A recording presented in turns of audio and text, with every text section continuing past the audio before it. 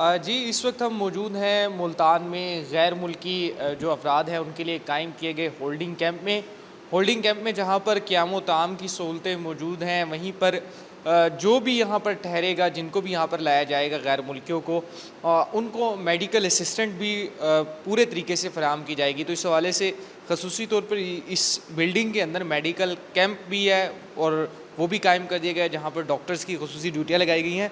और ये आप देख सकते हैं कि ज़रूरी जो जान बचाने वाली अद्वियात हैं वो भी यहाँ पर मौजूद हैं, ताकि किसी किसी भी शख्स को, किसी भी फ़र्द को मेडिकल असिस्टेंट की ज़रूरत पड़ती है तो वो मेडिकल असिस्टेंट जो है बेसिक ट्रीटमेंट है वो दी जा सके। डिस्ट्रिक्ट हेल्थ अथॉरिटी के अफसरान हमारे साथ मौजूद हैं, इनसे हम जानते हैं।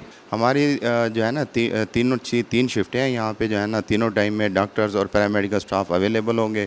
अगर मेडिकली कोई भी इशू होता है तो हम उसको ट्रीट करेंगे। जो है ना फ़र्स्ट एड के हवाले से हमारे पास तमाम जो ज़रूरी अद्वियात हैं वो अवेलेबल हैं, ताकि किसी भी इमरजेंसी से हम बेहतर तौर पर निपट सकें।